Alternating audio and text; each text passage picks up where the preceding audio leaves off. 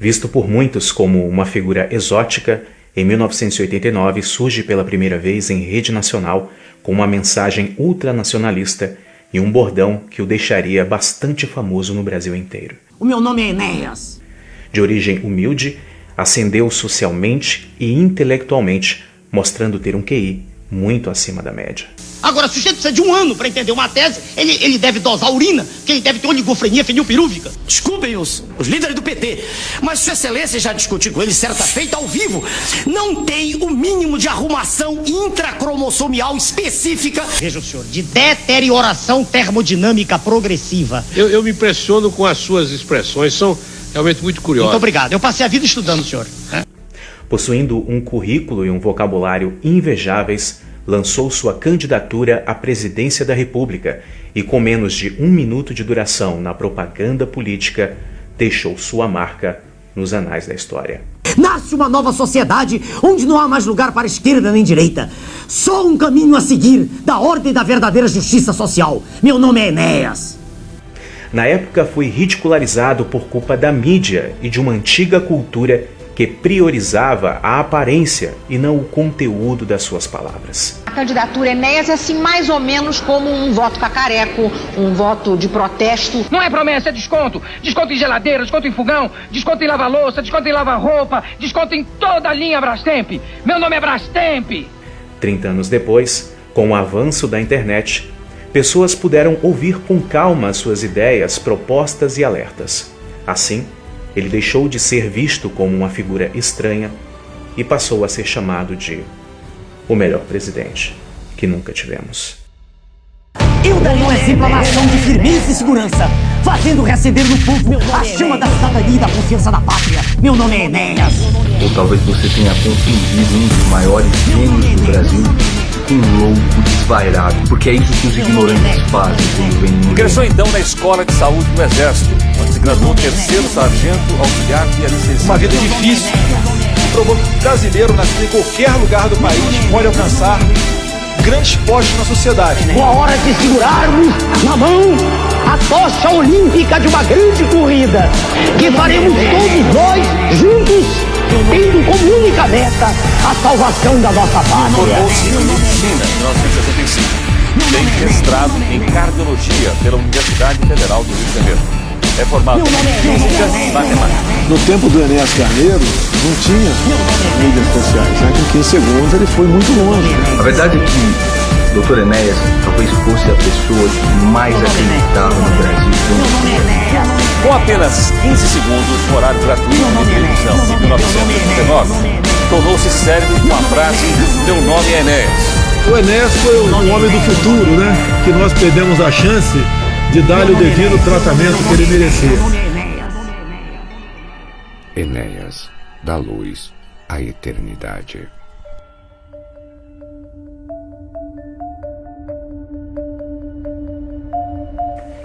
Da Luz à Eternidade é um quadro criado por mim, onde eu produzirei documentários contando a história de maneira resumida de pessoas que deixaram sua marca quando estavam em vida e se tornaram inesquecíveis. Se vocês gostarem, nós podemos fazer toda semana. Que tal?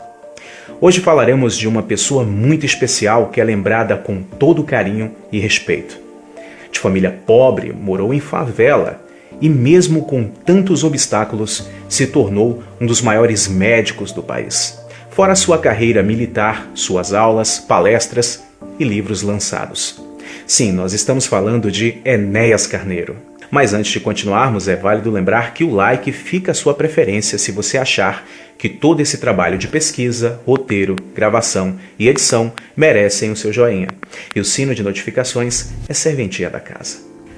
Enéas Ferreira Carneiro nasceu na cidade de Rio Branco, no Acre, em 1938. Ele perdeu o pai aos 9 anos de idade, sendo obrigado a trabalhar muito cedo para sustentar a si mesmo e também a sua mãe. Por muito tempo, eles comiam apenas farinha e café, pois chegaram ao ponto de viverem em grande miséria. As coisas só melhoraram um pouco quando eles foram para a cidade do Rio de Janeiro em 1958, quando ele foi para a Escola de Saúde do Exército. Em 1959, formou-se terceiro sargento, sendo o primeiro lugar de sua turma. Ele prestou 8 anos de serviço ativo no Hospital Central do Exército, onde auxiliou diversos médicos em mais de 5.000 anestesias e, inclusive, foi condecorado por isso. Em 1960, iniciou seus estudos na Escola de Medicina e Cirurgia do Rio de Janeiro. Nessa época, ele trabalhou numa construção civil como apontador de obras. Ele também foi tradutor de inglês e chegou a trabalhar em um açougue. E também foi office boy. Em fevereiro de 62, prestou vestibular para a Faculdade de Filosofia, Ciências e Letras, curso de licenciatura em Matemática e Física. Ele foi aprovado em primeiro lugar na Universidade do Estado da Guanabara. No mesmo ano, iniciou a atividade como professor dessas disciplinas, preparando outros alunos para vestibulares. Como estudante, manteve-se afastado de qualquer atividade política, embora manifestasse alguma simpatia pelo marxismo e pelo Partido Comunista Brasileiro, o PCB. Mas amadurecendo, viu que suas convicções estavam distantes daquelas ideologias, optando continuar a ser um conservador. Qual é a ideologia do senhor? O senhor é um socialista? Não, senhor. Se o diálogo estivesse ocorrendo há 30 anos atrás, a resposta seria sim. Eu, naquela época, era um entusiasta da tese socialista. Eu estou falando da palavra socialismo no sentido científico, né? Com a acepção legítima. Ou seja, o Estado detém os bens de produção, né? Sim. E é dono. A prova de um pudim é comê-lo. Quer dizer, a experiência mostrou que se o Estado toma conta de tudo, desaparece a competição e, uma vez satisfeitas as necessidades básicas, quer dizer, moradia, habitação, comida, a sociedade entra em letargia e não desenvolve. Isso já é notório. Eu não defendo essa tese do acirramento da luta de classes. Eu não gosto desse ponto de vista. Se o assunto do ponto de vista teórico é belíssimo e talvez seja a estruturação filosófica mais bela sobre a vida social no planeta, se do ponto de vista teórico é assim, na prática, infelizmente não funcionou. Eu defendo o regime da propriedade privada dos bens de produção. Em 1965, formou-se médico e pediu baixa no Exército. Em 68, ele se formou em Matemática e Física, ampliando ainda mais o seu currículo brilhante. Especializado em cardiologia de 75 a 83, passou a ministrar um curso de eletrocardiografia na cidade do Rio e em São Paulo.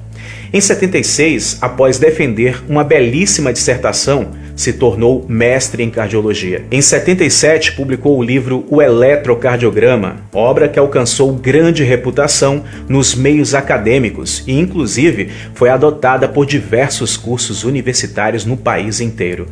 O livro fez com que Enéas se tornasse o principal palestrante brasileiro sobre a temática, onde milhares de médicos pagavam para ter as suas aulas.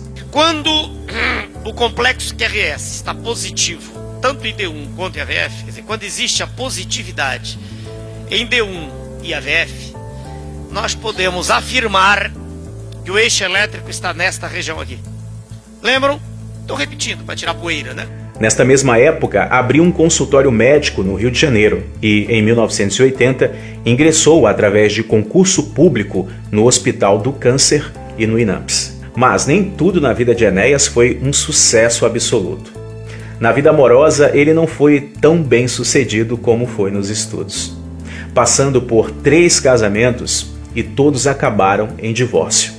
O lado positivo é que desses 3 relacionamentos vieram as suas 3 filhas. Bom, e como Enéas foi parar na política? Sou professor de cardiologia. Registrei no 2º ofício, em Brasília, um documento afirmando que, se não for eleito, não serei candidato a qualquer outro cargo em nenhum escalão do poder.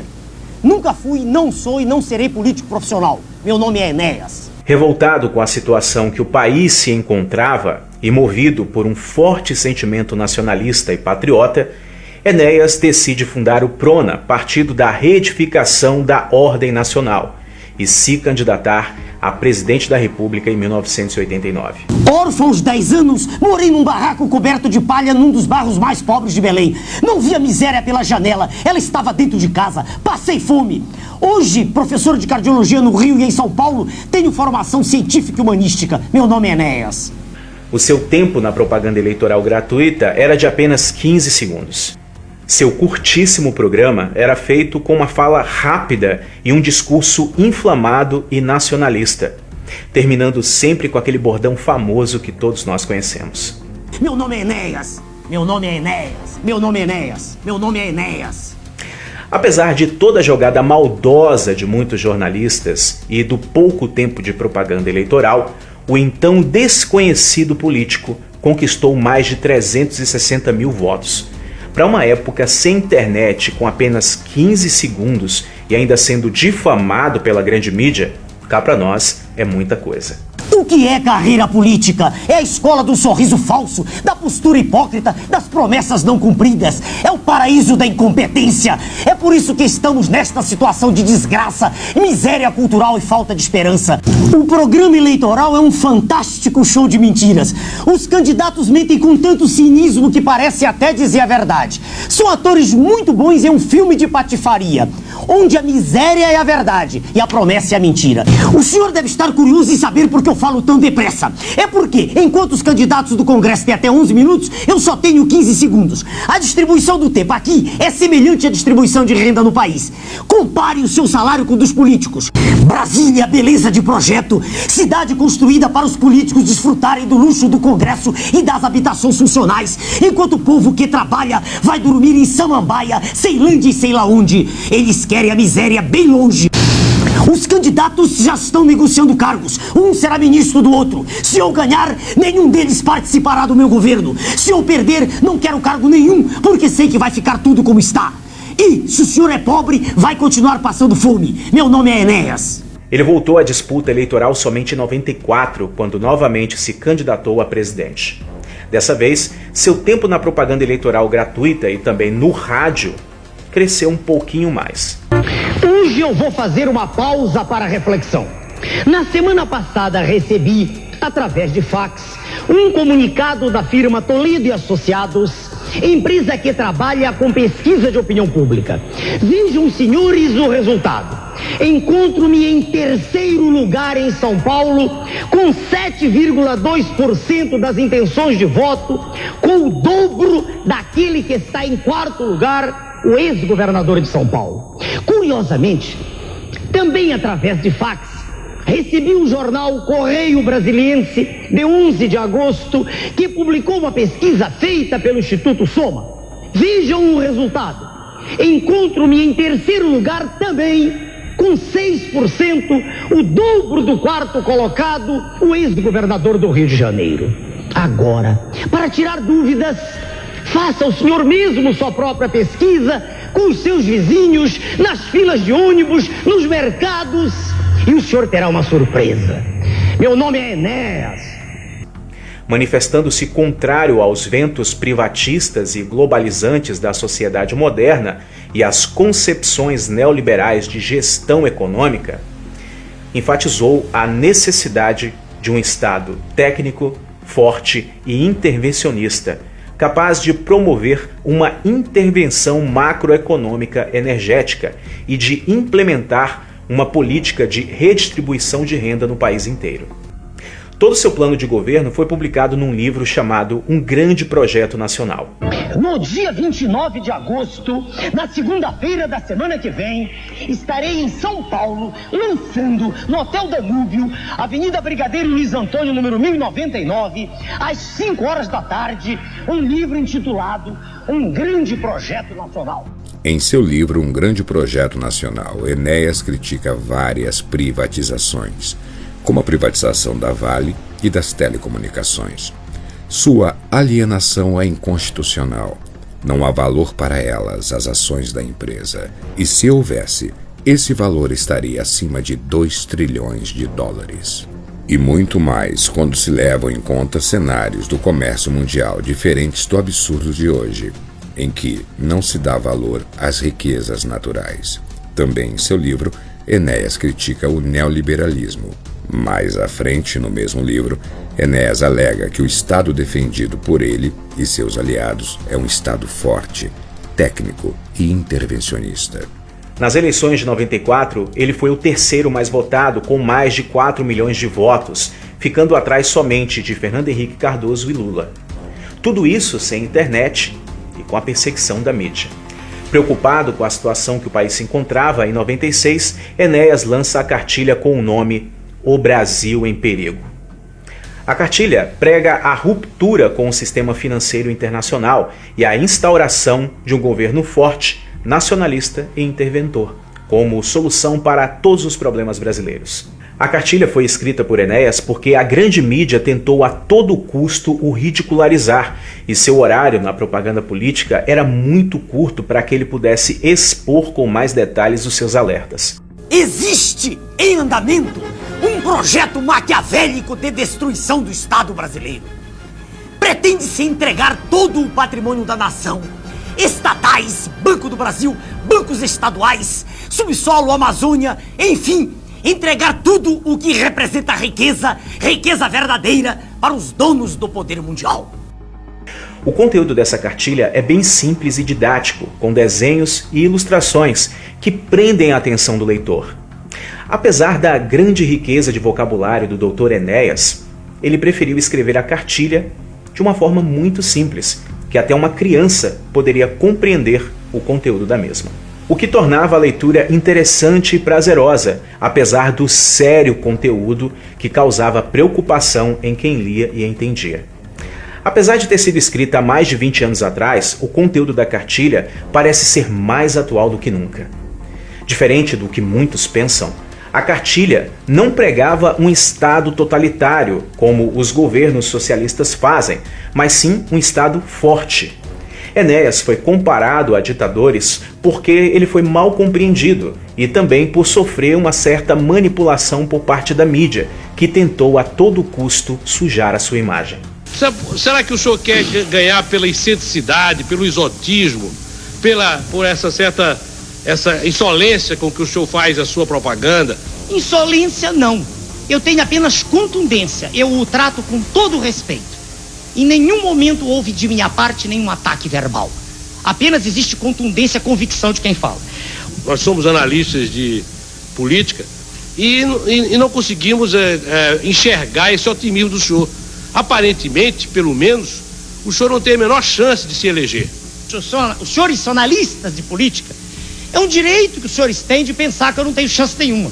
Um direito que os senhores têm. E o direito que eu tenho, ninguém me tira de acreditar no processo. Eu não estou falando para os senhores são apenas o meio através do qual eu falo para a massa. O que me interessa é conquistar não os senhores, com todo respeito, é a população.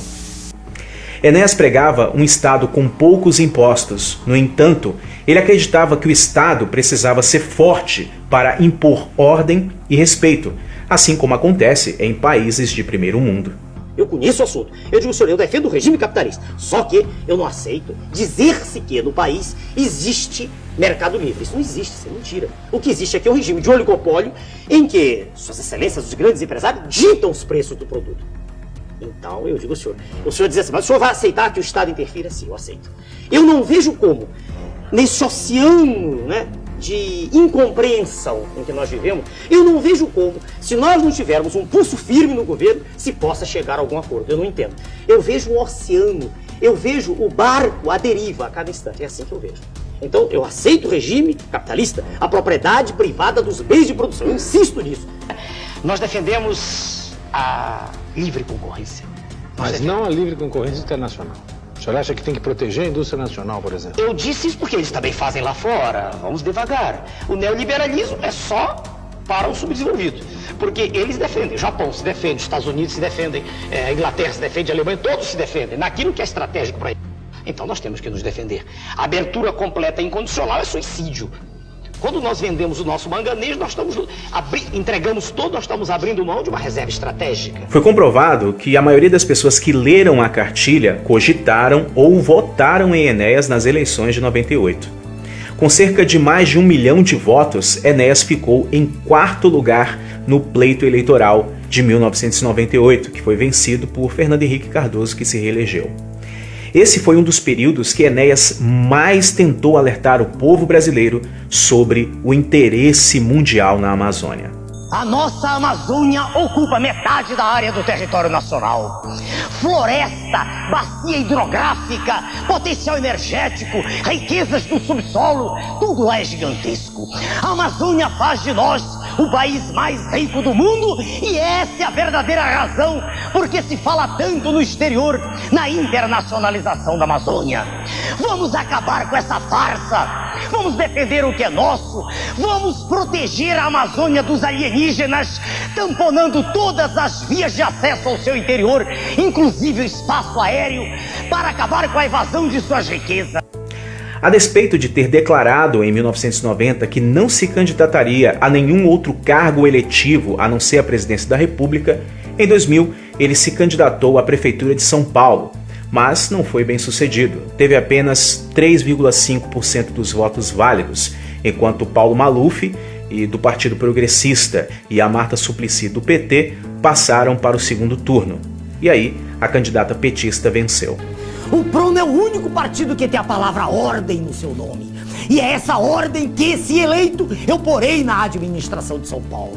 Candidato a prefeito, meu nome é Enéas, 56. Senhora, dona Marta, eu estou acostumado a falar em 30 segundos. Quero ver como a senhora responde em 30 segundos. Vou dividir o tempo em 3 perguntas. Não, não é possível, é uma pergunta só. A senhora escolhe qualquer uma das 3, senhora, se eu gostar. Sobre o distrito de Marcilac, aqui em São Paulo, eu quero que a senhora me responda qual o maior problema do ponto de vista de índices de bem-estar social, do seu ponto de vista, como resolvê-lo. A senhora escolhe sobre a potamografia de São Paulo e os problemas dela decorrentes para o município, qual a solução que a senhora propõe? Eu não estou sorrindo, dona Marta, estou lhe perguntando. A terceira é uma pergunta bem simples, se a senhora souber. Por favor. Qual é a composição, senhora, do ar atmosférico de São Paulo? Sou professor de cardiologia e vivo do meu trabalho. Nunca tive e não tenho nenhum cargo político. Porém ordem na casa. Sou candidato a prefeito. Meu nome é Enéas, 56. Nas eleições de 2002, ele elegeu-se deputado federal por São Paulo com a maior votação da história, quase 2 milhões de votos. Assumiu o mandato em fevereiro de 2003. Sou candidato a deputado federal. Meu nome é Enéas, 56. As pesquisas já confirmaram que eu serei o deputado federal mais votado na história do Brasil. Muito obrigado aos meus eleitores de São Paulo. No início de 2006, passou a enfrentar graves problemas de saúde. Primeiro, ele foi acometido por uma pneumonia e depois passou a enfrentar uma leucemia aguda.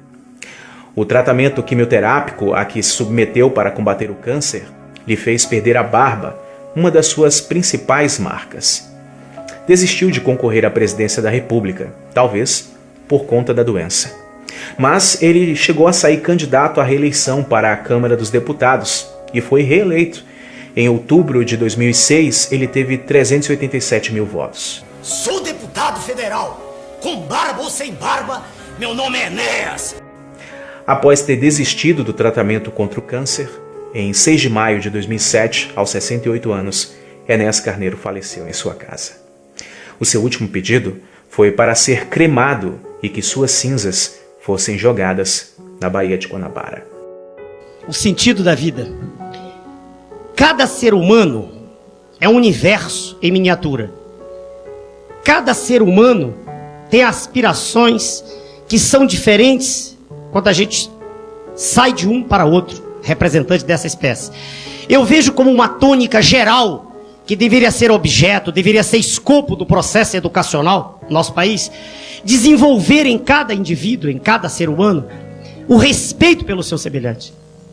Na medida em que cada um de nós aprender que a matéria de que cada um de nós é feito é idêntica à matéria com que todos os outros são feitos, na medida em que cada um de nós tiver consciência que não há nada de intrinsecamente diferente que nos separe a nós todos, seres humanos, quando nós tivermos consciência que a palavra semelhante quer dizer semelhante mesmo, nós todos nos respeitaremos melhor. O que eu dou como mensagem de vida em toda a minha vida de educador, para mais de 20 mil jovens que me deram a honra de estudar comigo, é sempre essa mensagem de respeito ao ser humano. Entre um indivíduo que limpa o chão e um astrofísico, é uma diferença de informação. O que limpa o chão aprendeu muito pouco, coitado. Ele sabe apenas limpar o chão. Mas ele é tão útil quanto o astrofísico. Ele tem direito a uma vida digna.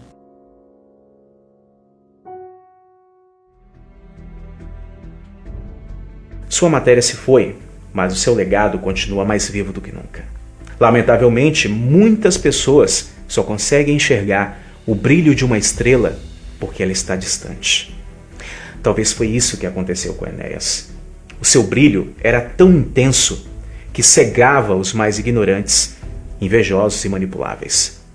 Por trás daquela voz possante existia um olhar meigo de um ser humano que era sincero em suas convicções. Com certeza, um homem à frente do seu tempo. E outro igual, quem sabe daqui a uns 100 anos, ou talvez nunca. Talvez o Brasil não mereça. Se a internet fosse popular nas décadas de 80 e 90, muito provavelmente ele teria sido eleito. Ou talvez não, pois a maldade e a ignorância são atemporais.